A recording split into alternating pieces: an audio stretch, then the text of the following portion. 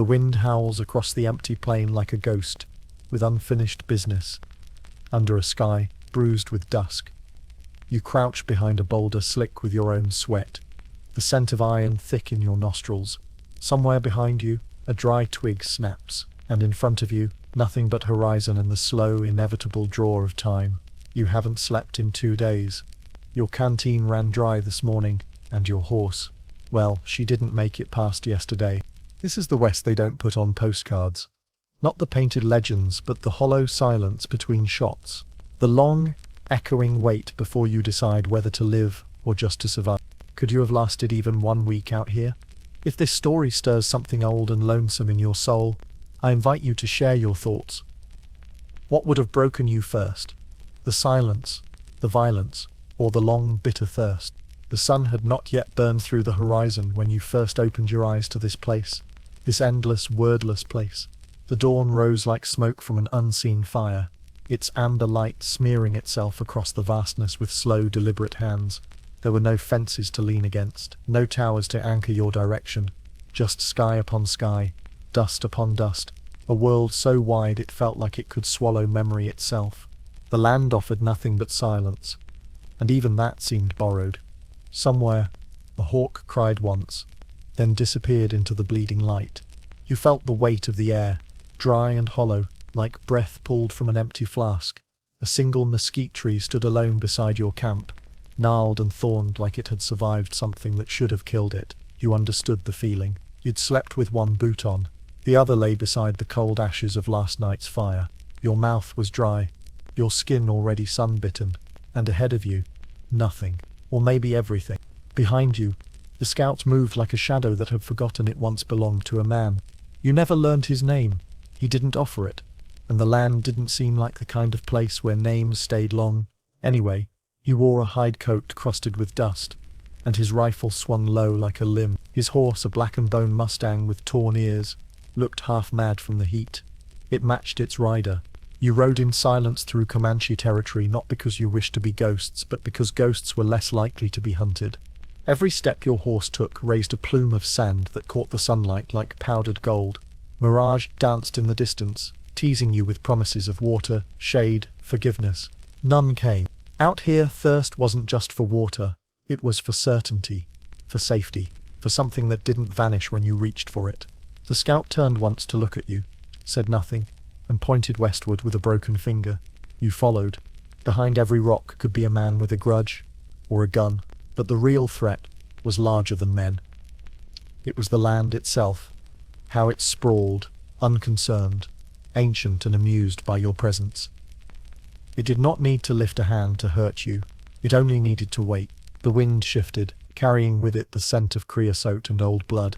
Somewhere in the hills, a coyote cried out, its voice thin as twine. You gripped the reins tighter, feeling the leather bite your palm. At midday, you passed what remained of a wagon, just a scorched wheel and half a child's doll, the head gone, its threadbare arm still clutching the earth, as if asking for help long denied. You didn't stop. The scout chewed something bitter and spat black into the dirt. You tried not to look at the stains on his shirt. Too dark to be mud, too fresh to be forgotten. He never looked behind him. Neither did you. As the afternoon dragged into something harsher, the heat pressed against your spine like the barrel of a gun. You watched the horizon ripple and thought of home. If such a place still existed, a room with a tin roof and wood smoke curling from a stove. A mother's lullaby, maybe, or the way the floor creaked under a father's boots. But even those memories began to unravel beneath the weight of the sun. They frayed at the edges like old maps. You came upon a ridge that looked down into a shallow basin, bone-dry, cracked like an old man's hands. The scout motioned to stop, then pointed with the barrel of his rifle. Far below, barely visible, were hoofprints. Fresh. You dismounted without a word. The dust was soft underfoot, too soft for this drier season, which meant someone had passed recently. Or some. You scanned the ridge. Nothing moved. But the silence had changed. It was heavier now, not empty but listening. Out here, even silence had teeth. The scout murmured something in Spanish you didn't catch, but you understood the tone. Stay low. Stay quiet. Stay alive. You drank the last inch of water from your canteen and let it burn down your throat like shame. Then you capped it and followed. By nightfall, the desert changed again, as it always did. The heat drained away all at once, as if the sun had been a lie. Cold crept in fast, slipping under your coat, into your boots, into the soft parts of your thoughts. The stars came out like old scars, too many to count, too sharp to ignore. They reminded you how small you were, how temporary. You and the scout built no fire. Not tonight. Instead, you lay beneath the sky with your rifle against your chest. The ground a cruel mattress, the dark thick with questions. You tried not to think of who else might be watching those same stars. Someone hungry, someone desperate, someone with better aim. Tomorrow would be hotter. You knew this the way a wound knows rain. But for now you closed your eyes to the sound of a coyote's howl, and the slow exhale of a land that never once promised to let you live. If this journey already whispers something to your soul, I invite you to breathe it in slowly, and consider joining us for the chapters still to come. Each story is another flicker of light in the dark. What would you have feared most in that empty land? The silence, or the sounds? The wind was quieter that morning. Not still, never still, but softer, like it too had grown weary of travel. You moved through the scrubland with your boots dragging shallow furrows behind you. The sun still low enough to cast the land in long, exaggerated shadows. The scout had gone ahead, chasing a rust-colored slope toward a trickling sound that might have been water or memory. Your canteen clinked empty against your side. Then you saw it, half buried beneath a dried mat of sagebrush and ant nest.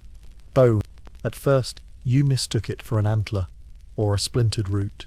But roots don't curl upward in hollow arcs, and antlers don't wear the telltale notch of a human rib. You crouched slowly, your knees whispering against the dirt.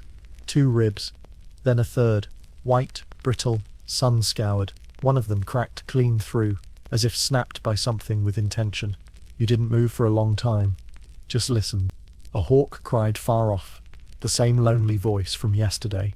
No footsteps, no hoofbeats, just the land, and the bones, and you. You brushed back more earth. A spine fragile, beaded, then a femur, clean and long, not buried, not properly, left, forgotten, or worse, abandoned. A slow sickness rose in your throat, not from fear, but recognition. This wasn't the first time you'd seen bones without names, and it wouldn't be the last. You remembered a woman, pale, red-haired, her hands cracked from soap and sorrow. She told you about a daughter she buried in the frost with a cooking spoon. The shovel had snapped, the ground too cruel. She wept not just for the girl, but for the insult of it, to put your child beneath the soil with the same tool you stirred stew with. You rose and looked across the basin. The land bore no markings, no crosses, no cairns, no grief etched in stone, just more dust, more brush, and the whisper of something too tired to cry. The scout returned, shaking his head. No water, his eyes flicked down to the bones. He said nothing. You asked, "How long?" He shrugged, lifted one hand palm out, fingers splayed. 5 days? 5 weeks? 5 months? Out here, time didn't pass. It disappeared. The wind picked up again, sifting through the ribs, humming low like a mother's tune turned bitter. You wondered who this was. A settler, a trapper, someone running from something, or toward it. You imagined a man stumbling, mouth cracked with thirst, hallucinating rain in the dust. Perhaps he'd called for help. Perhaps no one had answered. That too was common out here. The scout pulled a scrap of leather from beneath a stone, a boot heel, rotted and split. You reached for the satchel slung over your saddle, pulled a strip of cloth, and tied it to a broken yucca stalk above the bones. It wasn't a grave, not really, but it was something, a gesture to whatever gods still walked this place. For a moment the land stood still, as if acknowledging the effort. You rode on. The trail narrowed, sloping into a shallow arroyo, where cactus stood like sentries and lizards darted between rocks like secrets. The scout said it had rained here once, a long time ago. You could see the ghost of water lines on the stones, like memories the earth tried to forget. But nothing grows forever without mourning what it costs. You thought about the bones again, about what it meant to die alone. Not just the act of dying, but the vanishing, the slow erasure of identity. No one left to tell your stories, no voice to say your name, Just sun and time, and dust, sanding you down until you're nothing more than a riddle the next traveler tries not to think about. And how many more lay like that? Beneath sand, beneath snow, beneath silence. The West had its legends, shootouts and gold and heroes with unblinking eyes, but most of it was just this, quiet death and no one watching. You paused beside a twisted cedar to let your horse breathe. The scout knelt, drawing something in the dust with the tip of a knife. You watched the shapes, circles, arrows, then a small crude mark that might have meant fire, or death, or simply turn back. He wiped it away before you could ask. Above you, a buzzard traced a slow, lazy circle, wing beats nearly motionless. Not hungry yet, but watch. Your horse stamped, uneasy.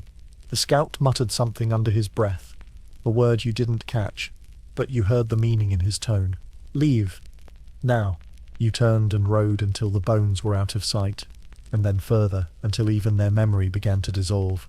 But it stayed in your chest, a hollow ache where names should go. That night, the fire was small. The moon climbed slow over the hills, silver and indifferent. The scout slept with his back against a boulder, rifle balanced on one knee. You watched the flames curl into the night, and you thought again of that doll by the wagon yesterday, and the bones, and the mother with the cooking spoon. You whispered a name to the dark, any name, just to give it to someone. No one answered, but the wind shifted. And somewhere, not far, a coyote howled like it had forgotten why it was sad, only that it always had been. The chapel stood alone, its wooden bones half sunken into the ground, as if the earth had grown tired of waiting for it to fall.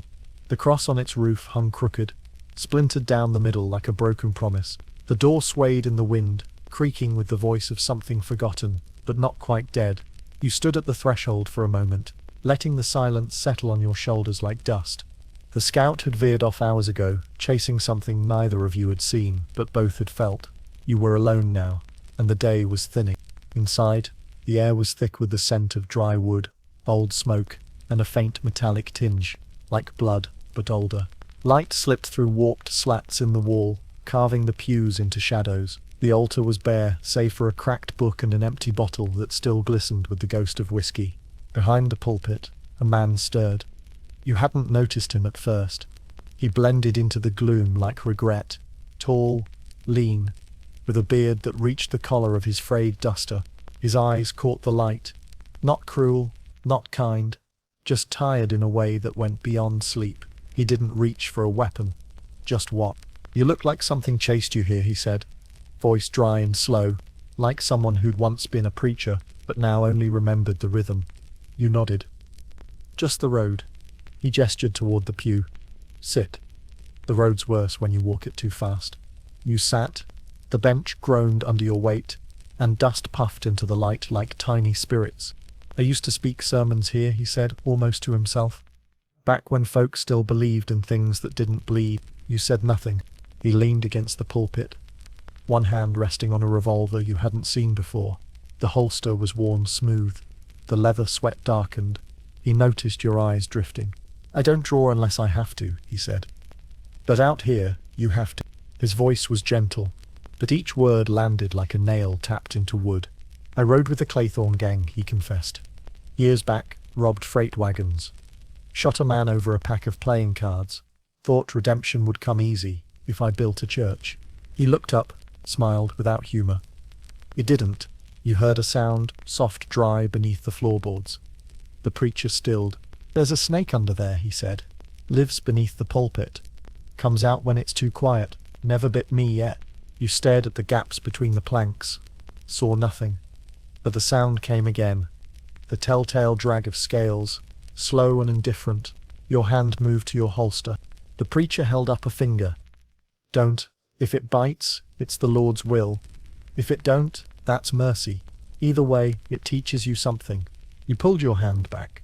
He sat across from you, knees creaking, fingers steepled. Tell me what you've seen. You hesitated, then spoke, of the bones in the dust, of the man in the wagon filled with coffins, of the heat that seemed to burn memory right out of your skin. You didn't mention the scout, or the way the silence seemed to follow you like a second shadow. He nodded, eyes closed. The West is a furnace. It burns away the weak, the proud, and sometimes the innocent. What's left is ash or gold.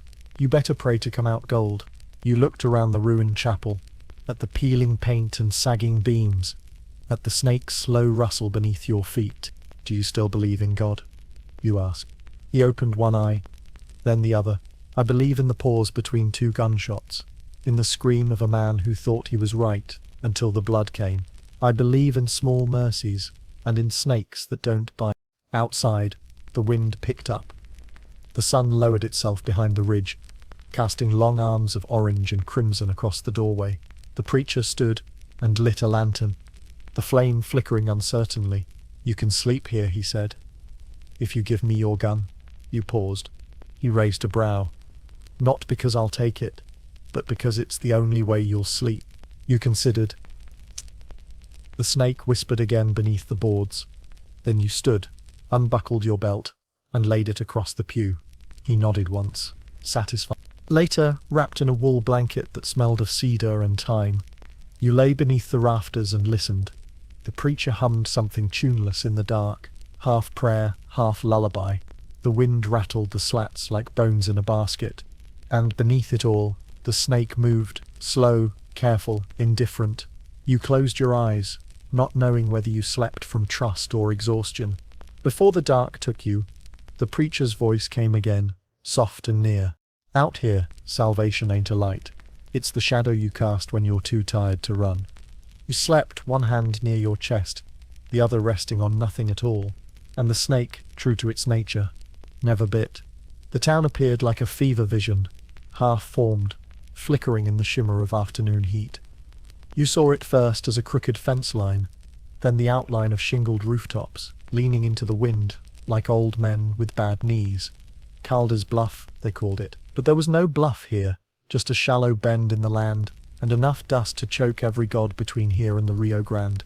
You arrived hungry, not the kind of hunger that rumbles in the gut, but the deeper one, the hunger that tightens the skin behind your eyes and makes your hands tremble when they touch a door handle.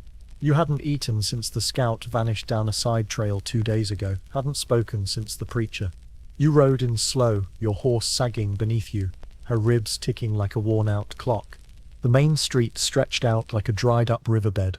Wooden awnings sagged under their own weight. A saloon door swung lazily in the wind, creaking out a rhythm too slow to be welcoming. A child watched you from a stoop, barefoot, chewing something that might have once been an apple. He didn't smile, just stared. Your saddle creaked as you dismounted, your legs aching from too many hours in the saddle.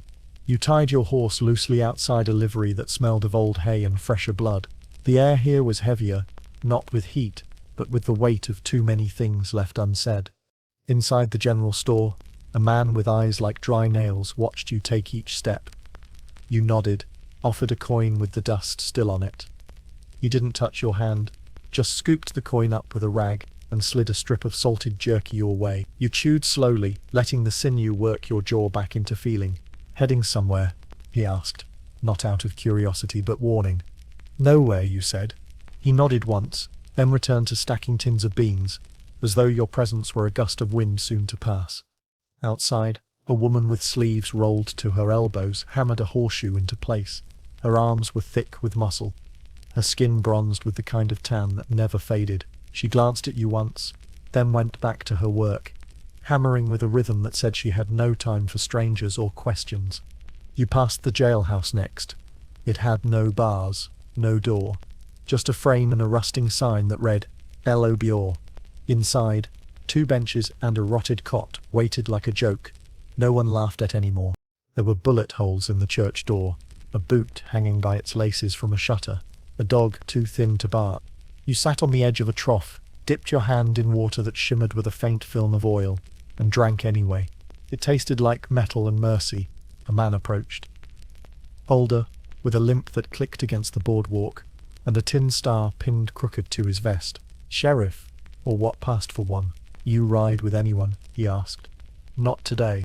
He studied you, not your face, but your hands, your boots, the slouch of your shoulders. Then he looked past you, as if waiting for shadows to catch up. We've had trouble, he said. But then again, so has every place. You didn't ask what kind. He nodded toward the saloon. There's a place to sit, if you've got coin. If you don't, keep moving. Town's not big enough for people looking to bleed. You said nothing, just stood and brushed the dust from your coat. Inside the saloon, the air was stale with tobacco and regret. The piano sat silent in the corner, keys chipped like bad teeth. Two men played cards without speaking, their eyes flicking up every time the door creaked. A woman with mascara smudged under her eyes poured a drink for a ghost, or maybe just herself. You sat at the end of the bar and placed another coin down. The bartender, missing two fingers, poured something that looked like whiskey and tasted like heat. You drank, slowly. The burn felt like honesty. In the corner, an old man coughed into a rag and muttered about a fire that burned through the North Ridge 2 winters ago. No one listened. No one interrupted. This was Calder's Bluff, a town too tired for hope and too stubborn to die. Outside, the child from earlier still sat on the stoop, still chewing, still watching. You stepped back into the daylight and felt it press against your chest like a weight. The wind had died down. The town was still. You looked around at the people who pretended not to see you, at the buildings that leaned like drunks against each other for support, at the road that led in and the one that led out. You felt the tension under the silence, a kind of waiting, as if the town itself was holding its breath, unsure whether to welcome you or bury you. Everyone here had killed something, maybe a man, maybe a dream, maybe just the better part of themselves. But whatever it was, it had stayed here, in the dust, whispering through floorboards and cracked windows. You mounted your horse without ceremony. The saddle groaned beneath you, leather straining like it had stories of its own to tell. As you rode out, no one waved. No one called your name. But the child on the stoop nodded once, and that, out here, was almost enough. The wind shifted as the sun began to fall, brushing in from the north with a sharper breath. Like the land had something to say but wasn't yet ready to speak it aloud. You followed a narrow trail lined with brittle mesquite, the branches clawing at your sleeves like old ghosts reaching out for company. Your horse walked slower now, not from fatigue alone, but caution. Kind animals know before humans do. That was when you saw the cabin. It sat low against a hillock, built from cedar logs, stacked like prayers. The chimney leaking a lazy curl of smoke into the dimming sky. One shutter hung crooked over a cracked window. A goat bleated somewhere behind the house. The smell of something hot and bitter drifted toward you. Not stew, not meat, coffee. You didn't knock, just stood at the threshold and cleared your throat. The door opened without a creak. She stood in the frame, backlit by firelight, a rifle balanced casually in one hand, as if it were no more than a broomstick. Her face was lined but strong, carved by wind and grief into something unraidable but not unkind. Her dress was patched in places, her apron stained, her boots worn smooth at the toes. She looked you over once, not like a stranger, but like someone counting the risk in your bones. "You hungry?"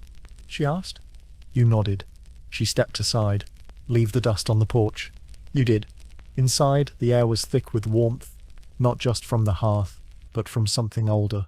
There were bundles of dried herbs tied along the rafters, a stack of mended blankets by the door, and a rocking chair that looked like it had listened to more stories than it told. She handed you a cup, dark liquid sloshing over the edge. Coffee, bitter and strong. It tasted like time. You drank in silence while she returned to the hearth, stirring a pot that hissed and spat like it had opinions of its own. A boy's photograph rested on the mantel, sepia-toned, faded, the corners curled like petals of an old flower. His smile was crooked, one eye nearly closed. A small metal horse sat beside it, its paint worn off from fingers that must have touched it every night. She saw you looking. "Thomas," she said, not turning.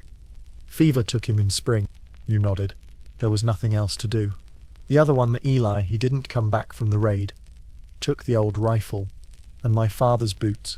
Buried the boots 2 years later. Never found the rifle. She stirred again. Slower this time. "Don't ask about their father." He ran west chasing gold. Might have caught it. Might have choked on it.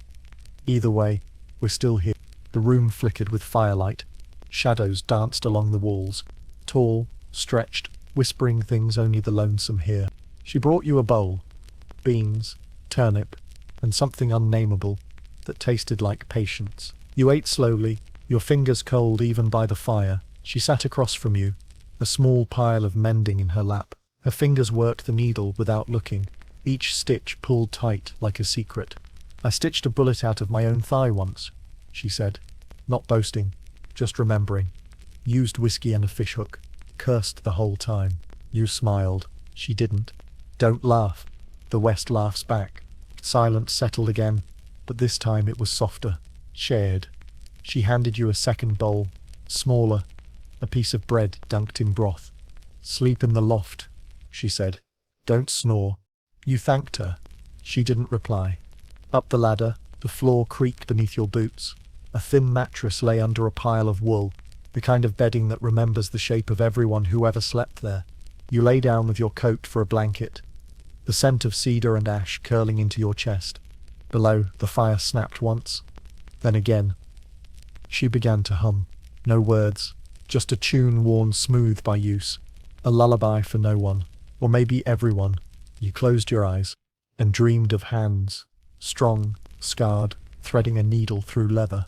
Not cruel hands, not soft either, just honest, the kind of hands that kept you alive. Morning arrived, not with birdsong but with wind, long, low, steady. It poured through the canyon like a voice that had been whispering through rock for centuries and had finally decided to speak aloud. You rose before dawn, the sky still iron-colored above the ridge, and saddled your horse with slow, practiced hands. The woman from the cabin offered no farewell, only a half-filled canteen and a nod that carried more weight than 100 words. You rode into the canyonlands, where red stone rose like fire-worn cathedrals. Towering beauties loomed on either side, carved by time and water, and the strange patience of wind. The shadows here moved differently, longer, older. Each turn of the trail felt like stepping into someone else's dream, or someone else's grave. The trail narrowed as the sun climbed. You ducked low beneath an overhang of rock that bled rust-colored dust when touched. Your horse's hooves clicked against stone, and the sound echoed off the canyon walls like the ticking of some unseen clock. You'd heard stories of ambushes in places like this. Raiders waiting behind hoodoo formations, rifles aimed and nerves taut. You rode slow, careful, the kind of careful that presses behind your ribs and tells you to listen with your skin. The wind shifted. You caught the scent of something. Not quite smoke, not quite blood. Something metallic, scorched. Your horse stopped on its own, ears forward, breath sharp. You dismounted and followed the smell on foot. A few yards ahead, hidden behind a tumble of shale, was the carcass of a mule, its side torn open, ribs like ivory knives under sun. Flies swarmed without music, just motion. You saw drag marks. Something had pulled it partway down a slope, then stopped. Not scavengers, not. You returned to your horse and moved on. The trail narrowed further, twisted like a coiled rope. One bad step, and you'd be a whisper in the gorge. Hours passed. The sun dragged itself up the sky, heavy with heat. Your canteen sloshed with less than you hoped, more than you feared. Sweat slicked your back, drying almost as fast as it formed. At a bend in the trail, you stopped to rest under a stone archway. The rock was cool to the touch, smooth as memory, worn down by wind and the small, relentless teeth of sand. You sat with your back against the stone and listened to the canyon breathe. There was a kind of rhythm to it. Wind in, wind out. Like lungs. Like a sleeping beast. And somewhere far off, thunder. Distant. Too distant to fear. Yet, you closed your eyes for a moment. That's when the pebble fell. Just one. A click, a skitter. Above you. You didn't look up. Not right away. Instead, you shifted your hand to your revolver, fingers brushing the grip like it might offer a truth. Then you turned. Nothing. But the silence had changed. You stood slowly, mounted again. The canyon was no longer a place. It was a presence. You rode faster now. Not galloping. Not yet. But no longer lingering. Each echo of hoofbeat returned to you doubled, distorted, like someone was riding behind you, or beside. The wind whipped up a tail of dust behind your horse. The sky had dimmed. Subtly. What had once been blue was now iron grey, smeared with streaks of copper. A storm. You pushed forward. The trail climbed now, winding along the edge of a ravine so deep you couldn't see the bottom, only feel it, like a pull in your gut. Lightning flashed once on the horizon, silent. Then again, close. You crested the ridge just as the wind screamed. Truly screamed for the first time. Dust tore across your face, stinging your eyes, filling your ears with grit. Your horse bucked once, then steadied. Good animal. Tired. Afraid. You urged her forward. The storm was coming fast now. Too fast for weather. It moved like it had purpose. Like it had breath. And you, small thing that you were simply in its path. You spotted a crevice ahead, barely enough for a man and a horse, and steered toward it, ducking under a lip of stone just as the first gust hit.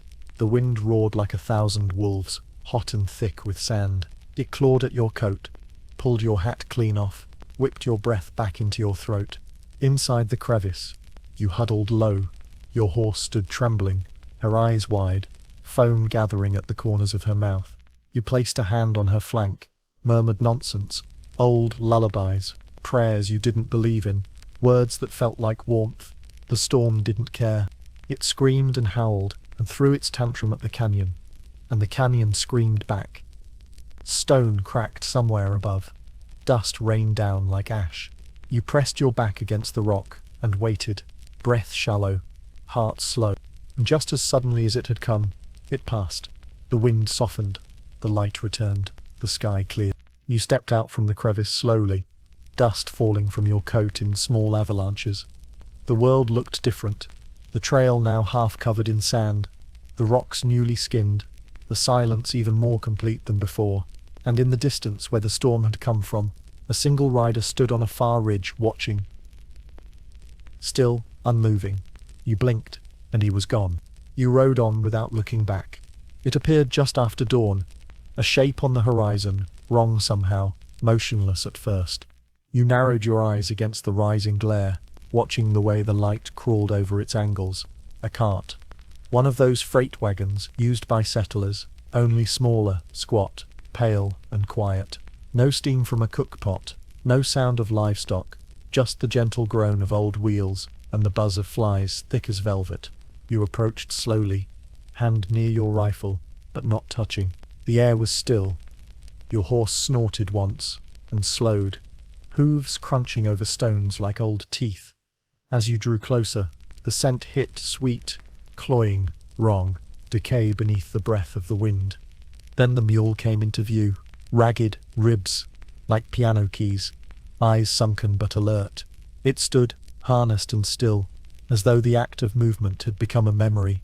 It watched you, but didn't shy, didn't flinch, just stared, as if asking you to take a burden off its back. The wagon was covered in canvas, the edges stitched and patched with the desperation of someone trying to hold the world together. You saw the shapes beneath, rectangular, uniform, 6 of them. Not crates, not supplies, coffins. You dismounted. The ground crunched beneath your boots, brittle with dried grass and bone fragments, too small to name. The mule shifted, leather straps creaking faintly. A boy stepped out from behind the wagon. No more than 16, maybe 17.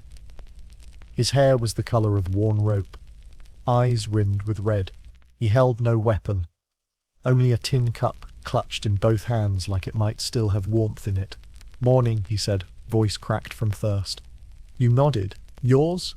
He looked at the wagon, then back at you. They were. He offered no explanation, but you didn't need one. The West had its own language for grief. You took a step closer. Water. He nodded toward a canteen tied to the wagon's side. A little left, not cold. You passed him your own half full, still damp with the night's chill. He took it with shaking hands and drank deep, then wiped his mouth with the back of his wrist. "Cholera," he said after a silence. "Took 'em in 2 days. My pa, my ma, 2 sisters, an uncle, and his boy. We buried ma, tried to bury pa, but the ground fought back. Then the others started moaning. Had to load him up. Figured I'd find a priest." His voice drifted off. "There a town nearby?" you asked.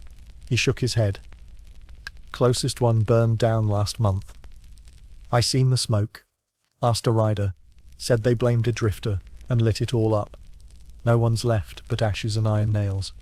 You looked down at the coffins, at the careful way they'd been strapped. None had shifted. He'd packed them tight, like furniture, like something sacred. You didn't ask how he'd managed it alone. They heavy, you asked. He nodded.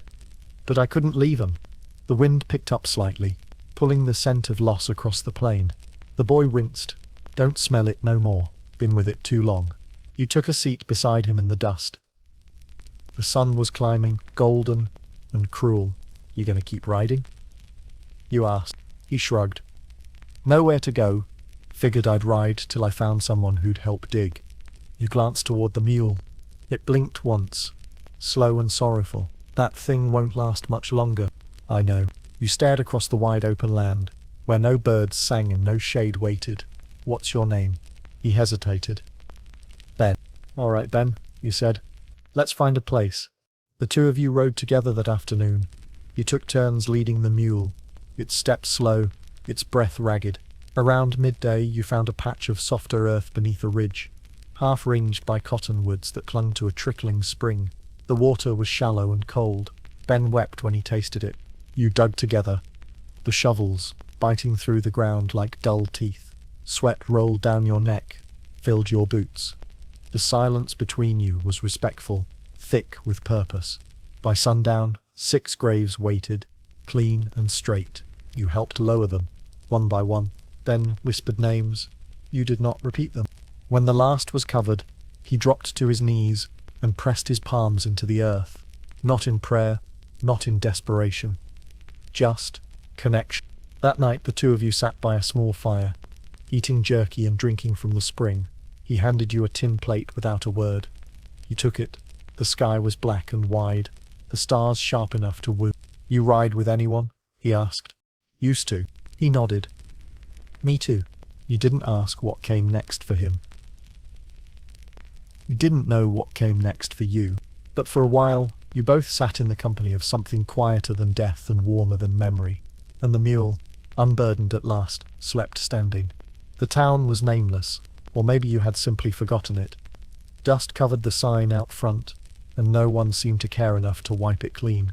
Just 3 buildings flanking a narrow stretch of dirt. A saloon, a blacksmith's lean-to, and a jail that leaned slightly westward, as if ready to fall. You rode in slow, your horse dragging its shadow across the ground like a wounded dog. Ben had gone east that morning, wagon empty, mule steady beneath him. You watched him until the horizon took him. Then you turned back toward the silence. Inside the saloon, the air was thick with the scent of old bourbon and damp sawdust. 3 men sat at the table nearest the bar, all watching their cards like they were afraid they might bite. The bartender didn't speak when you entered, just nodded toward a bottle and kept polishing glasses already clean. The piano in the corner had 3 keys missing. A spider spun its web between the hammers. You took a seat near the back and ordered coffee. He brought it in a cracked mug, still warm from someone else's hand. Then he entered, tall, narrow in the waist, coat frayed from weather more than war. His boots struck the floorboards in a rhythm that silenced the room. Even the barkeep leaned back, letting the glass sit quiet. The gunslinger didn't wear his pistol low, like most. His belt rode high across his ribs, snug against the coat. No rattle, no boast, just there, like a scar you no longer talk about. He walked to the center of the room and stopped, eyes sweeping from table to table, like he was reading names carved into stone. Then he spoke, voice flat as an empty flask. Where is he? No one answered.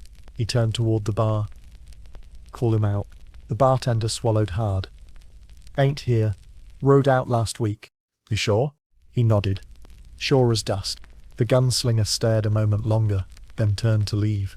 But someone stood.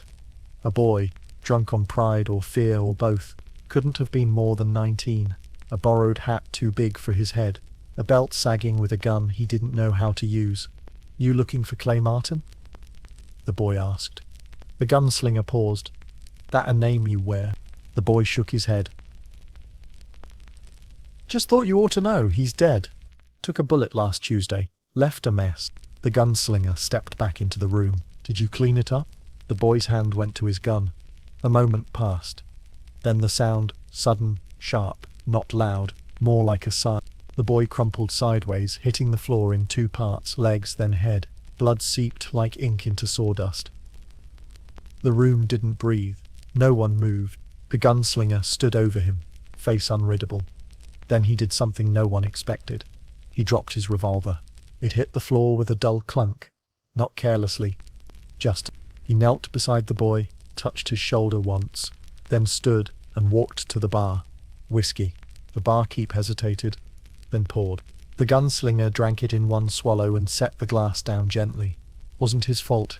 He just needed someone to see him. He turned toward the door. No one tried to stop him. You followed. Outside, the wind had shifted. Cooler now. The gunslinger leaned against the porch rail and lit a match with fingers that shook. The flame danced in the dust. "I didn't come here to kill," he said, without turning. "I came to close something." You nodded. He gave you no choice. "There's always a choice," he said. "But sometimes it's the same on both ends." He looked at you then. Really looked. Eyes rimmed with red. Not from drink or smoke, but from a grief so deep it didn't cry anymore. "I used to count," he said. "Everyone. Now I don't know the number. Don't even know the names." He stared out at the horizon. They never tell you that the killing gets easier. They just forget to mention that the forgetting gets harder. You sat beside him, the porch groaning under both your weights. The town behind you resumed its hum, cards shuffled, whiskey poured, life pretending not to notice death. "Why drop the gun?" you asked. He looked down at his hand. "Because I felt nothing when I fired." The wind carried a single tumbleweed across the road. Slow and aimless. The gunslinger reached into his coat, pulled out a silver coin, and held it up to the dying light. Then he set it on the rail beside you. "For the boy," he said. "He deserved to be remembered by something that shines." He stood, walked to his horse, mounted without hurry. You watched him ride off, slow, not west or east, but somewhere in between. And when the dust settled, you sat alone with a coin that caught the last glint of the sun, small, quiet and undeserved. The sky was orange long before the sun rose. Not the gentle swell of morning light, but the raw, unnatural blaze of something burning where it shouldn't. You caught the scent first. Sharp, acrid, thick with history. Smoke in the west always told a story, and you had learned to listen before you looked. The trail bent westward along a fence line half-eaten by rot, each post leaning like tired sentries. Crows circled far off, black strokes against a bleeding sky. You kicked your horse gently, guiding her toward the glow. The wind carried ash now, and with it, something older, the bitter smell of scorched corn, dried hay, maybe even canvas. A barn, then, or worse. As you crested the rise, you saw it. A farmstead, what remained of it half swallowed in smoke. The barn was a skeleton of flame, its timbers caving like ribs, each collapse punctuated by the whinny of panicked livestock. The fields were blackened at the edges, wheat crisp to ash, still glowing in their final death throes. You rode in slow, hands open, visible. Smoke clung to your coat like grief. The farmhouse stood untouched, barely, one shutter torn loose. Porch sagging, a dog barked once, hoarse and desperate. A man emerged from the haze, shotgun in hand. His beard was streaked with soot, his eyes rimmed with rage or sleep, or both. "Who sent you?" he shouted, voice cracking. "No one," you answered, raising a hand. "I saw the smoke." He lowered the barrel slightly but didn't blink. "You with the Baylor boys?" "No." He spat into the dirt. "They said they'd come back. Said next time they'd take the cow and my girl." You glanced past him. A woman stood in the doorway, face pale, hair tied back with a strip of linen that looked recently bloodied. A girl clutched her leg, no more than 5, eyes wide, pupils dilated like full moon. "I'm just passing through," you said. He lowered the gun, not with trust, but with fatigue. Fire took the barn, all the grain for winter, God knows how. You looked at the wind's direction. "It didn't start here." He nodded slowly. "Neighbors saw a rider last night, torch in hand." Laughing, his jaw tightened. "You try to build something out here, 1 acre at a time, then a man comes through with nothing but a grudge and a match. You dismounted, tied your horse to a scorched hitching post. What can I do?" He studied you a moment longer, then exhaled. "Help me bury the sow. She ran into the barn before we could stop her."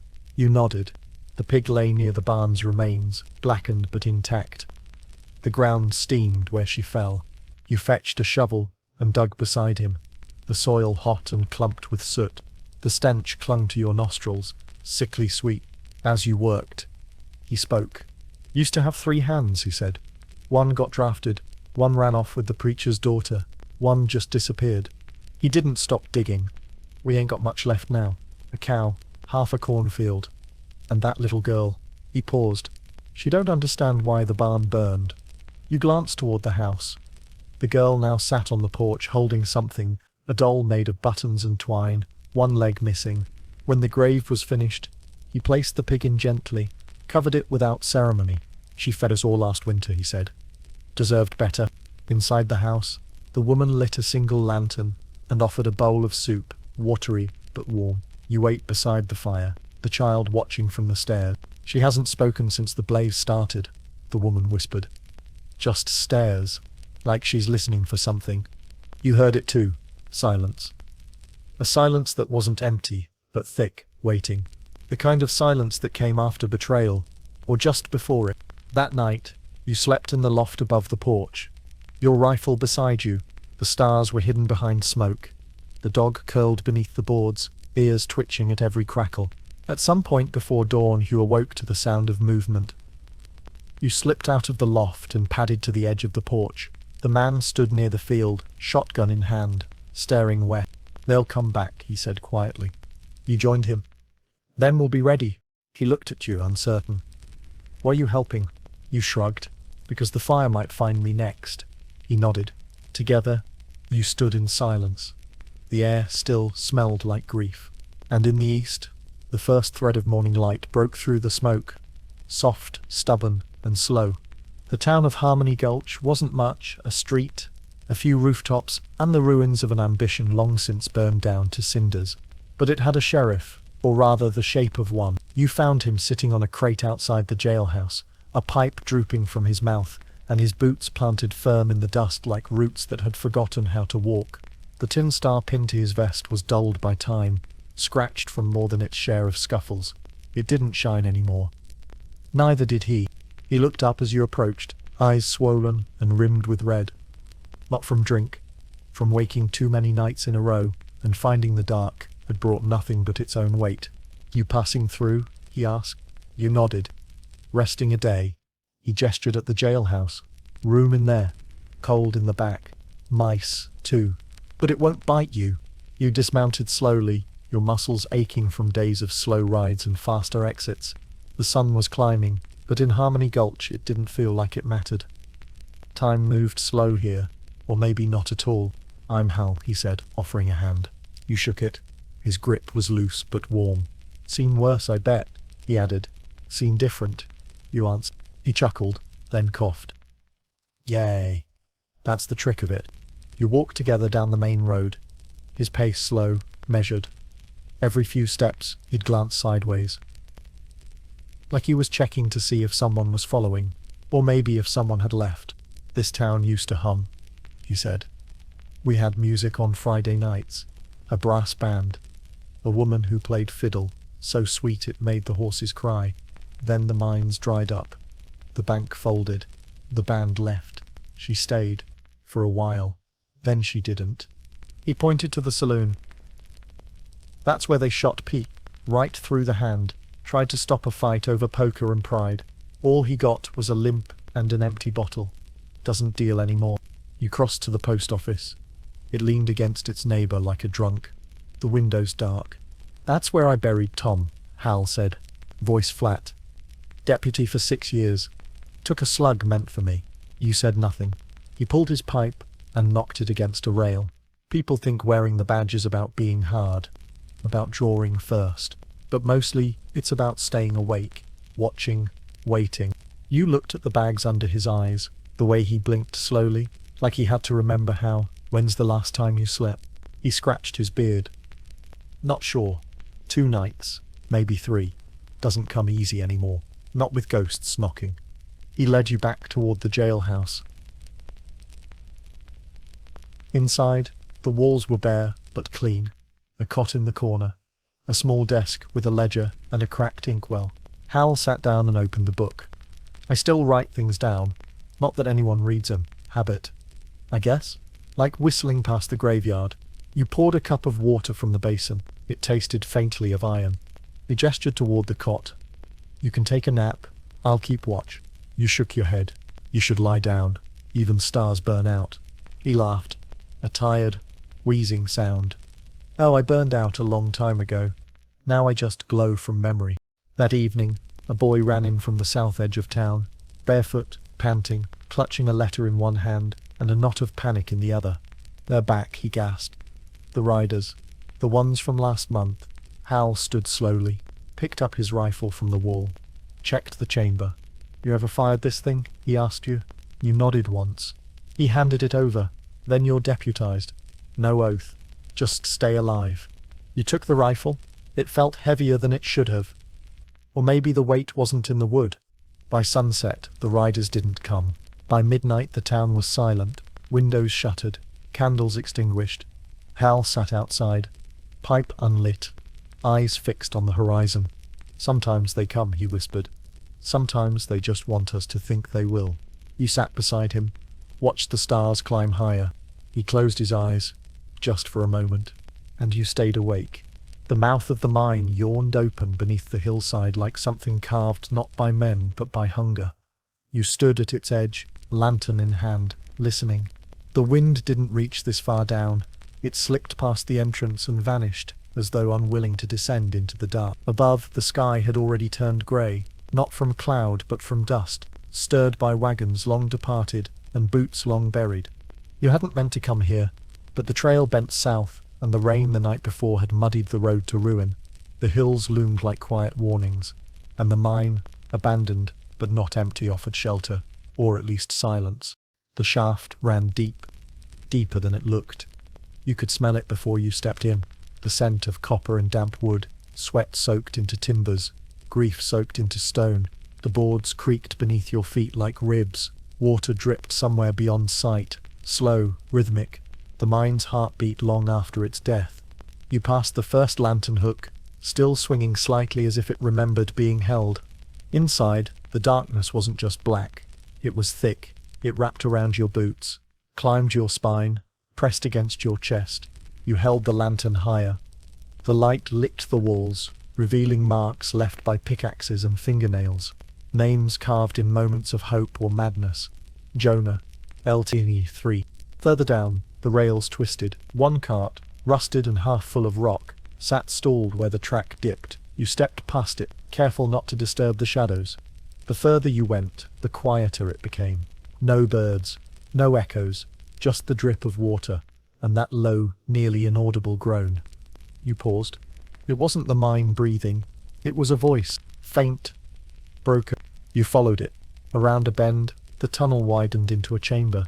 A collapsed wall of shale, shattered lantern glass, scattered like fallen stars. And beneath it, movement. Subtle. A boot twitching, then a cough, dry and weak. You dropped the lantern low and saw him. A man pinned beneath the rubble, blood crusted to his temple, dust caking every inch of skin. His shirt was torn. His chest rose in shallow intervals. "Help me," he whispered. You knelt, fingers digging at stone. The air grew heavier with each pull. He winced, gasped. "There were 3 of us," he said. 2 ran when it cracked.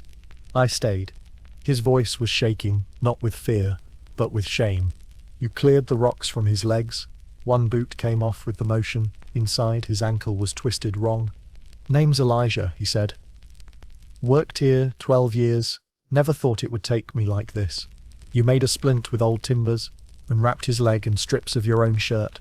He didn't cry out, just clenched his teeth and stared into the dark. You lit another lantern from your satchel. The light bloomed slowly, revealing the tunnel behind you and the narrowing shaft ahead. "Can you walk?" "With help." You wrapped his arm around your shoulders and stood. The mine groaned again, louder now. The sound of something shifting deep below, old supports giving way. The earth, remembering it, did not owe comfort. You moved slowly, each step a prayer. Elijah breathed in ragged gasps. "We dug too deep," he muttered. "Chased a vein of silver down into the bones of the world." "How long have you been here?" 2 days. Maybe 3. Hard to count in the dark. The tunnel behind you let out a pop, like a knuckle cracking. Dust fell from above in a slow, choking rain. You reached the bend, passed the cart, climbed toward the faint whisper of daylight. "Tell 'em," he said. "Tell the others. Don't come back. It's cursed. Or tired. Or just angry. I'll tell them." You emerged into the evening light, cold and pale. Elijah sagged against the earth, like he'd been reborn. You built a fire near the entrance, wrapped him in your coat. His eyes closed, but his lips moved still, counting something. Names, maybe, or regret. An old man from a nearby camp wandered up, drawn by the smoke. He wore a miner's hat, its lamp long dead. "Elijah?" he asked. You nodded. The man knelt beside him, touched his arm. "We thought he was gone." He almost was. He looked toward the mouth of the mine. "It doesn't let go easy. Never did." That night you slept beside the fire while Elijah breathed in sleep deeper than pain. The wind circled the camp, but did not enter. The mine behind you no longer groaned. It was silent now, but not empty. It remembered. And so would you. The moon rose heavy that night, low and amber, like a coal left smouldering in the fire pit of the sky.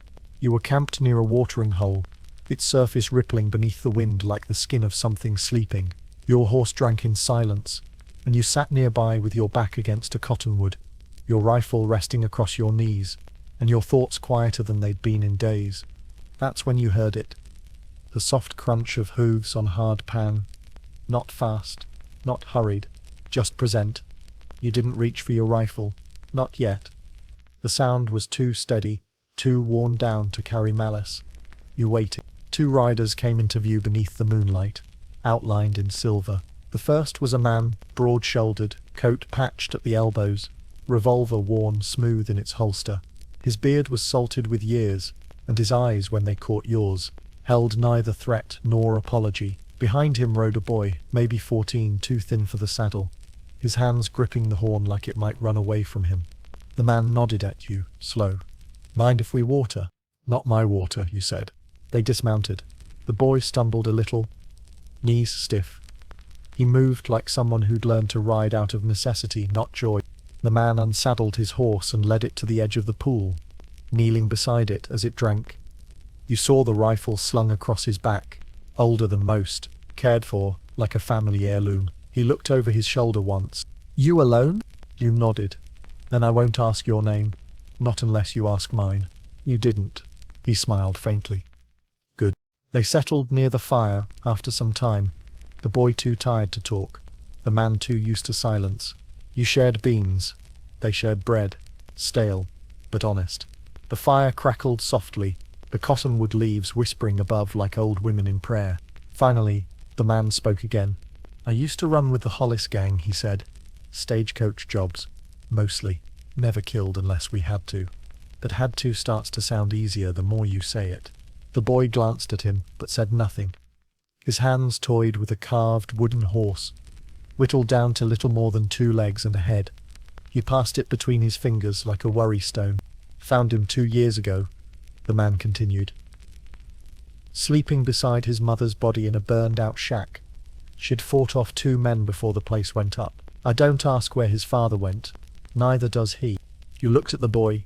His eyes were on the fire, but his shoulders told the real story, too square for his age, too still for sleep. "I tried to leave it all behind," the man said. "The robbing, the running. Bought a piece of land near the Pecos. But the law doesn't care if you stop. It only cares that you started. So you ran again." He nodded. "And now I raise a boy in the saddle." You didn't ask what he hoped the boy would become. It was clear in every motion, the way he handed him the bread first, the way he stayed between him and the dark, the way he let him dream while he kept watch. The man poked at the fire. Sparks rose like ghosts. "They say you can't grow roots in sand. But maybe you can plant a memory." You offered him your last piece of jerky. He took it with a nod. The boy finally spoke, voice soft and cracked. "What day is it?" "Tuesday," you said. He blinked. "Still?" You smiled. "Just barely." The man stood, stretched his back, the crack of vertebrae loud in the night. "We ride before dawn," he said. "East, if the horse holds." "Chased." He didn't answer. They slept on opposite sides of the fire. You took the first watch. Around midnight, the boy stirred, half awake. Is he good? He asked. You looked toward the man, his mouth open in sleep, brow furrowed even now. He's trying. The boy nodded. That's what he tells me. You heard the moon shift behind a cloud, dimming the firelight. In the silence, the land held its breath. Not in fear, but in understanding.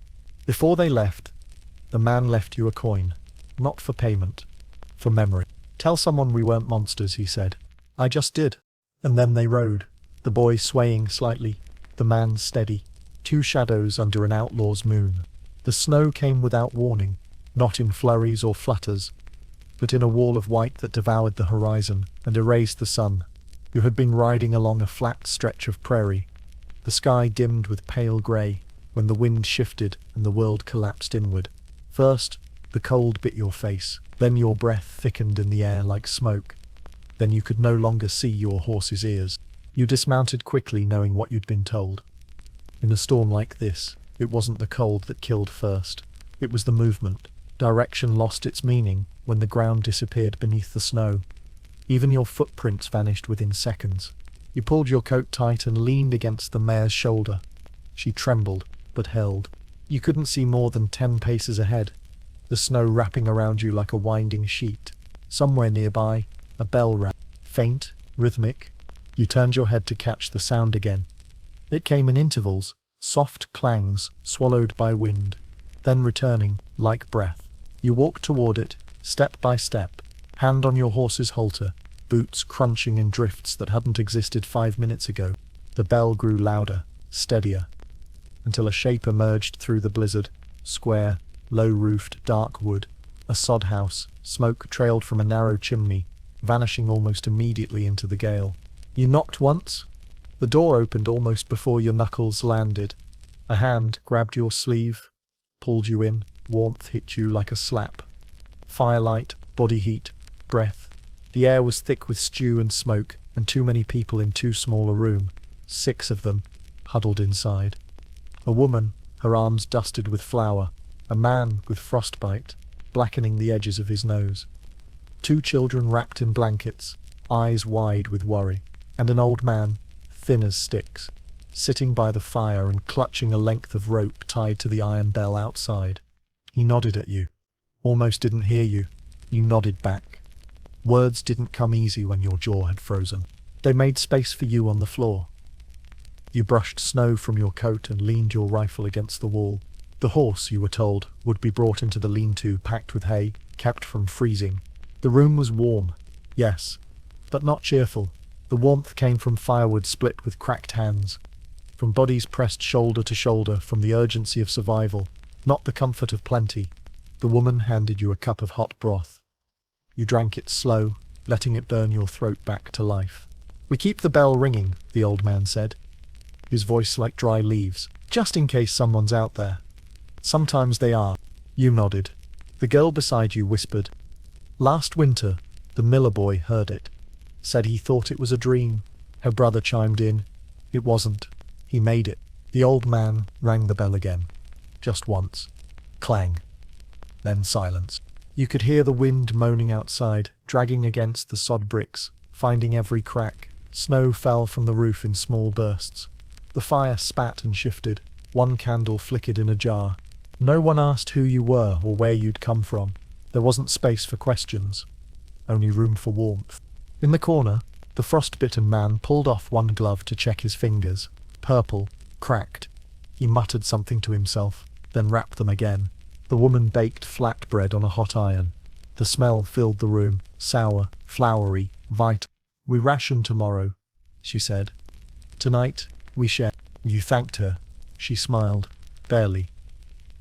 The smile of someone who had already buried 2 winters. You took off your boots and laid them near the hearth. Steam rose. Your toes ached, then stung. You knew the danger. Frostbite gives pain, before it gives silence. You welcomed the sting. The children drifted to sleep beneath layers of wool and silence. The frostbitten man dozed. The woman washed a tin plate with a rag and cold water. The old man, ever faithful, rang the bell again. You sat beside him for a while. He didn't speak. You said, you think someone's still out there? He stared ahead. I don't think. I remember. He paused, his eyes clouding over. 42. Christmas Eve. Blinded worse than this. Heard the bell when I'd given up. It wasn't loud, just there, like someone breathing for me. You nodded. And now you keep it going. He gave a slow, tired smile. Only thing I got left worth doing. You took the rope from his hands and gave it a tug. The bell sang again, a lonely, hopeful sound beneath the storm. The old man patted your arm. Now you understand. That night, you slept on the floor with strangers who no longer felt like strangers. The blizzard howled and battered the walls, but inside, the house held firm, held warm, held together. And outside, the bell rang on, through wind, through dark, through the white silence, calling out, not with volume, but with mercy. You found the ledger in a burned-out outpost where the wind moved through broken shutters like a thief picking locks. It lay beneath a collapsed desk, its leather cover scorched along the edges, its pages curled from heat but intact. You lifted it gently, wiping away the ash, the scent of old paper and older blood rising like dust from forgotten prayer books. The cover read only, "Reward Records." You opened it. Each page held columns, names, crimes, dates, reward amounts, and beside many, a single red mark, collected. Some had small notes scribbled in the margin, shot resisting, escaped once, last seen near Abilene. You flipped slowly, the ink faded to a ghost grey. David L. Cale, horse theft, $20, collected. Josephine Weaver, robbery, accessory, $15, collected. Thomas Whitehawk, escaped chain gang, $30, uncollected. Page after page, life reduced to figures, whole stories compressed to a bounty and a fate. You sat beside the wreckage of the desk, the silence pressing in. Outside, the wind carried sand across the open plain, hissing against stone. Somewhere in the distance, a hawk circled. You didn't hear the footsteps at first, but when the door creaked, slow, deliberate, you reached for your rifle. The figure who entered didn't flinch, just raised his hands, palms out, and said, "Easy now." He stepped into the light, older than you, maybe 60, clean-shaven, but weathered like sun-bleached hide. He wore a duster that had once been black, but now carried the memory of too many seasons. His revolver sat holstered, not as a threat, but as a fact. "You're reading my book," he said, voice low, worn. You set the ledger down. "Yours?" "I kept it, years back." You studied him. "Bounty hunter." He nodded once. "I preferred contract rider." Sounded less like blood. He knelt, picked up the book, and turned a few pages with the tenderness of someone handling a photo album. His eyes scanned the entries slowly, as if counting old ghosts. "I stopped writing in it after Red Hollow," he murmured. "What happened in Red Hollow?" He closed the book. "Doesn't matter now. You didn't press." The wind filled the silence again. He set the ledger down on the desk remains and sat across from you. The light through the broken shutters made his face a map of shadows. "You ever kill for money?" he asked. You shook your head. He nodded as if that confirmed something he already knew. "First one I brought in, $25. Said he didn't do it. Said he had a family. I thought he was lying. Might have been. Didn't matter. He had a price." You didn't respond. He looked past you, toward the doorway, as if seeing something far off. "I started counting the money. Then I stopped.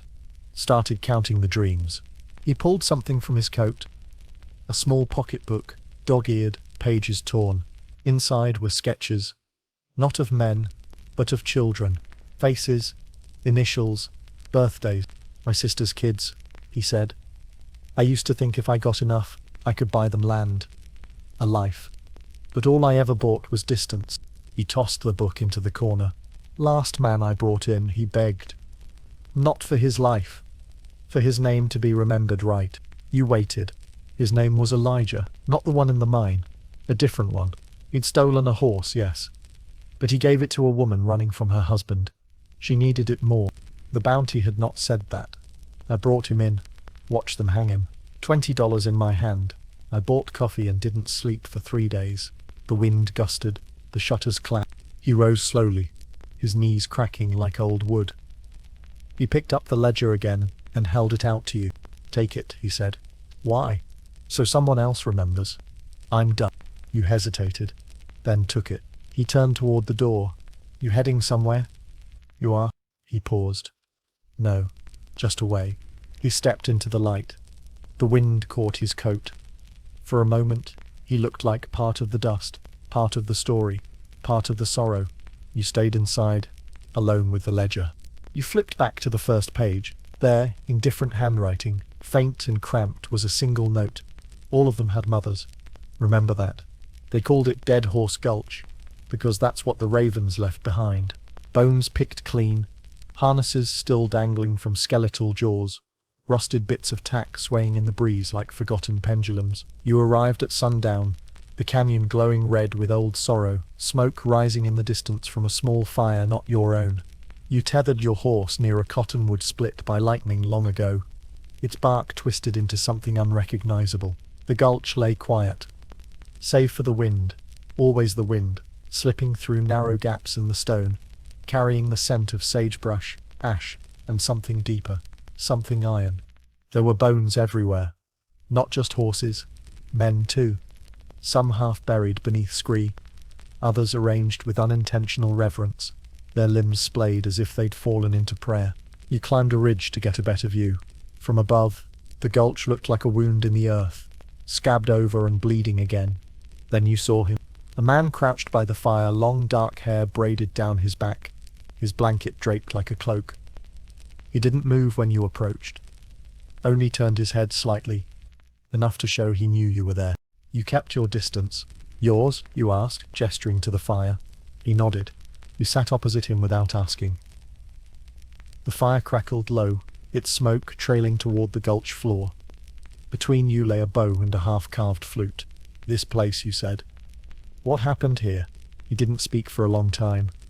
Then, quietly, in a voice dry as old cedar, he said, Cavalry came through. 4 years ago, they saw tracks they didn't understand, decided it was war. He paused, looked into the fire. They chased a band of Cheyenne across the basin. Men, women, children, no weapons, just baskets, blankets. They made it here, thought the cliffs would protect them. He tossed a twig into the flame. It hissed. They were wrong. You glanced at the bones scattered like discarded names. How many? He shrugged. Too many to bury. He pulled something from his satchel, a strip of cloth stained red, tied at one end, from a child's dress. She was running when the bullet caught her. I found her beside the creek. You swallowed. They wrote it down as a skirmish, he continued. Said resistance was met and silenced. No mention of the baskets, no mention of the singing. Singing? He nodded. Before the gunfire started, the women sang. A mourning song, passed from mothers to daughters. They sang as the soldiers came down the ridge. He stared at the fire again. That song has no words, only breath and ache. The wind shifted, lifting the smoke over the ridge. You watched it climb, then vanish. Why do you come here, you asked. To remember, to count. He gestured toward a rock wall marked with small carvings, circles, lines, stars, dozens of them. One for each, he said. You stepped closer. The carvings were precise, worn by weather but still strong. Each mark was a name, a heartbeat, a piece of what had been taken. He stood and walked to the edge of the gulch, looking down. They shot the horses first, so the people couldn't run. Then they fired until the echo outlived the bullets. You joined him. Below, the bones gleamed faintly in the last of the light. Why leave them here? You asked. He turned to you. To remind. You looked again, saw how the land held the memory, not in anger, but in mourning, as though the rocks themselves carried the weight of that day. You think anyone will listen? You are. He smiled faintly. No, but the wind does. And the fire. You helped him rebuild the flames, fed it small twigs, watched as the smoke rose again. That night, you slept beside the ridge, beneath a sky pricked with stars too old to care, and in your dream, you heard it. The wordless song, carried by women who knew the bullets would come, but sang anyway. You woke before dawn. He was gone. Only the flute remained, unfinished. And across the rock face one more carving had been added, a circle with a line through it. You didn't know what it meant, but you remembered. It was the kind of town you could miss if you blinked, just a crossroads with a mercantile, a trading post and one rusted water pump that coughed more than it flowed. You arrived at midday, the sun hammering the roofs like a blacksmith, and tied your horse to a rail that had seen better seasons. A sign swung overhead with a faded name, Painter's Goods and General Repair. Inside, the air was thick with sawdust and the ghost of tobacco. The store was cluttered, not messy, just lived in. Rows of boots, lanterns, jars of nails, sacks of grain. Behind the counter stood a boy, maybe 10 years old, skinny as a fence rail, with freckles dusted across his nose like they'd been spilled there by accident. His hands were calloused, his shirt too big, and his eyes older than they ought to be. He watched you with quiet interest as you browsed. You saw a hat hanging on the far wall, wide-brimmed, finely stitched, its band dark with oil and wear. It was good quality, better than anything else in the store. The boy followed your gaze. "That one's not for sale." You raised an eyebrow. "Belongs to my pa," he said. "But I'm saving to buy it for him." You blinked. "He won't take it from you?" The boy shook his head. "Says a man ought to earn a gift, even from his own son." You looked closer at the hat. The brim was sun-bleached at the edges, worn, but sturdy. Something about it felt ceremonial, like it held more than shade. It held story. "Why that one?" The boy's voice softened. "Theo lost his last hat in the flood last spring. Saved me and Ma first. Went back for the mule. Water took the hat clean off his head. Been wearing his old work cap since. But I remember how he looked in that wide brim. Stood straighter." He paused. "He don't smile much anymore. I think the hat might help." You asked how much he'd saved. $3.12, he said. "Been chopping wood, catching frogs for the tanner's boy, cleaning the floors at the chapel. Mr. Painter says I can have the hat for $6, on account of it being a good reason." You nodded. "How long you think it'll take to make the rest?" "About 2 months, he said. Unless Ma sells more pickles at market." He turned back to the counter, wiping dust from a cracked scale with a scrap of cloth. You saw the movement of his hands. Careful, practiced. This was not a boy who waited to be asked. He worked because he understood what it meant to try. A bell jingled at the door. A man entered, tall, shoulders broad, with a beard salted with road dust and time. His coat was patched, his boots mismatched. He moved like someone whose body ached in places it no longer mentioned aloud.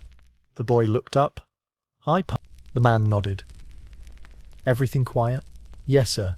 He walked to the counter, laid down a sack of beans and a small tin of coffee. "That'll be $2.20, the boy said, fumbling through a ledger. The man grinned, a flicker of amusement behind tired eyes. "You sure about that, Junior?" "No," the boy admitted, cheeks pink, but close. The man ruffled his hair. "That's worth the overcharge." As the man turned, his eyes fell on you. A flicker of appraisal, not suspicion. Just the quick scan of someone who's lived long enough to expect surprise. You nodded. He nodded back. That was all. They left together, the boy holding the door open, the man with one hand resting lightly on his shoulder.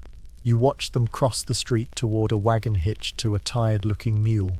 After they were gone, you turned back to the counter. Painter had emerged from the back room, wiping his hands on his apron. "You hear it too?" he asked. You nodded. He gestured toward the hat.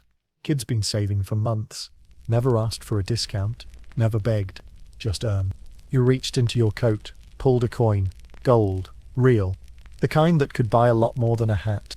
"Let him buy it," you said. "But make sure it's on sale that day." Painter took the coin without a word, just nodded once and slipped it into the drawer. That evening, you watched from a distance as the boy and his father crossed the porch again, laughing about something. The boy paused, eyes darting toward the store window, where the hat still hung. He looked up at his father, then back at the glass. His hand twitched, as if checking for coins in a pocket that still had only half the price. You smiled. Just a little. Somewhere behind you, a coyote howled, lonely and sharp against the dusk. But it couldn't reach this moment, because somewhere in the west, a boy still believed a hat could keep his father safe. And for once the land seemed to believe it too. The pouch was caught on a broken branch, torn half open and flapping in the wind like a banner surrendered too late. You found it by accident, while leading your horse down into a narrow ravine to find water. The sun had already begun its descent, and the canyon walls cast long shadows that reached out like fingers. pulling you towards something you hadn't expected to find. It was an old mailbag, thick, leather, buckled shut with rusted clasps and stitched with thread that had come loose in places. The strap was snapped, the bottom split. You lifted it gently, shaking off the dust. Inside, the letters were stiff with age and grit, their corners curled, ink smudged from time and rain. Some were sealed. Others opened and folded again with reverent care. One had been torn, its contents missing entirely. Only the envelope remained, addressed in looping script, "To my love in Abilene, should you still wait for me." You sat down beneath the overhang, the air cool in the shadow. The scent of juniper clung to the breeze. Around you, nothing moved but the letters, rustling softly, like voices in a language you almost understood. You read one aloud. "Dear Mama, the railroad finally reached the valley. They say we might see a real station next spring. Tell Eli the wheelbarrow he built held through the flood. I miss you when the wind changes. It smells like soap here. Not your kind, but close. No date. No signature. Just a torn edge and a pressed flower, long withered, tucked inside." You opened another. "Joseph, I got your last letter and the money, but the baby's fever hasn't broken. I prayed 3 times yesterday and none of them felt answered. Please come soon. I think the land is winning." You set it down beside the first. One by one you unfolded their lives. A man writing to his sister to tell her he'd survived a shootout and was heading home with gold in his coat lining. A woman telling her husband she forgave him for leaving and that she still wore the locket. A child's letter to his father. "Mama says I must be brave like you. I try, even when I cry at night." You read them until your throat ached. Then you sat in silence. Somewhere nearby, a lizard skittered across stone, indifferent to your vigil. You wondered how long the pouch had hung there. Months? Years? Had anyone come looking for it? Had anyone waited at a window with a kettle boiling, wondering if the words they needed were making their slow way across the desert? You stood and gathered the letters into a neat pile. You tied them together with a strip of your kerchief.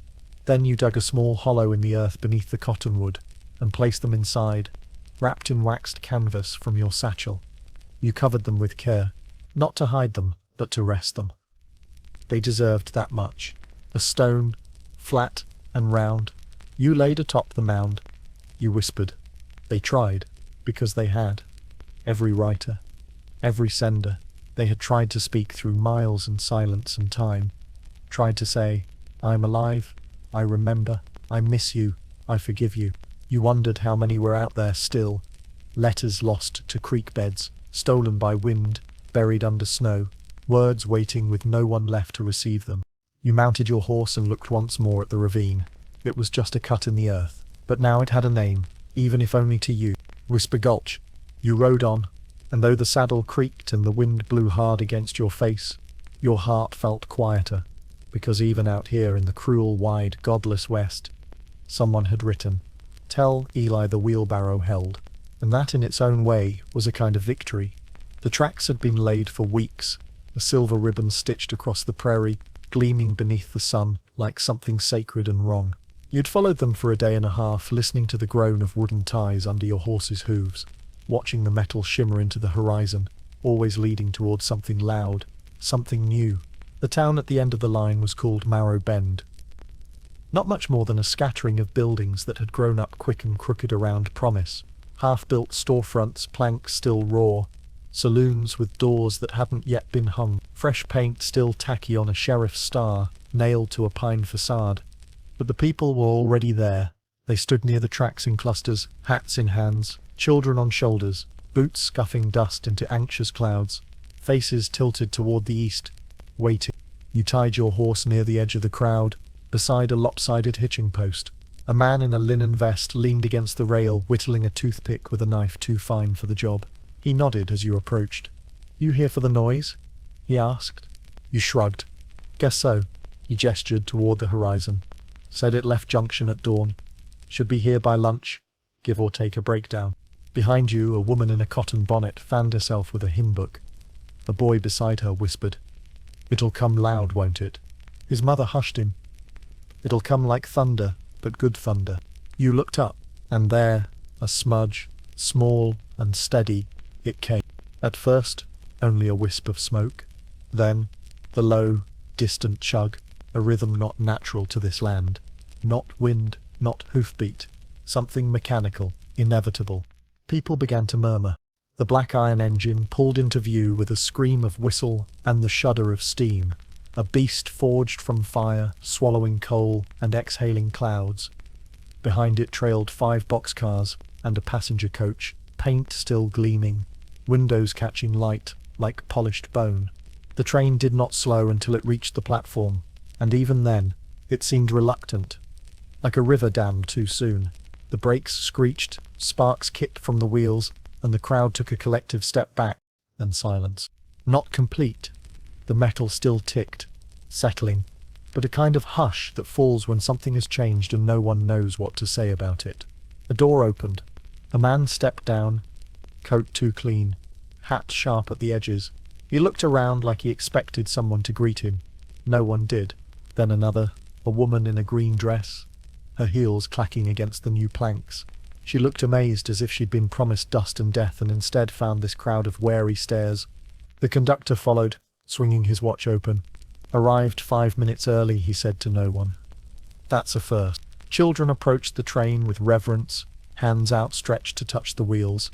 One boy tried to look inside the firebox, only to be pulled back by his father. You watched it all unfold. Watched a cowboy remove his hat and kneel. Just briefly, like the train had ridden out of some scripture. Watched the shopkeeper measure the crowd, already calculating what new goods he might order by rail. Watched an old man turn away, his face tight as if something had arrived too late for him. And you watched another man, lean, tall, in a dust-worn duster, standing apart. His horse tethered, his hands in his coat pockets. He stared at the train like it had stolen something. You approached him slowly. He noticed but didn't move. "Trouble?" you asked. He shook his head. "No, just ending." He nodded toward the boxcars. Used to be, a man could disappear, out there, in the nothing. Now you can ride clean from Chicago to here in 5 days. Makes the world too small. You said nothing. He gestured with his chin. That's not progress. That's a cage with velvet bars. You watched the train hiss. You leaving? He shook his head. No, I'm staying right here. Let the rest of it pass. You stayed beside him as the engine blew off steam. The people clapped. Somewhere, a band struck up a tune, off-key, hopeful. A banner unfurled from the station's roof. Welcome to the future. And you, rooted there, felt something unsteady in your gut. Not fear, not joy, just the knowing that the West was no longer the same, that the horizon had shifted, and that the sound of progress wasn't always a cheer. Sometimes it was the low whine of a whistle fading into the place's silence used to live. The hill rose from the prairie like a shoulder from a buried giant, grass windswept and yellowed by long summers and longer winters.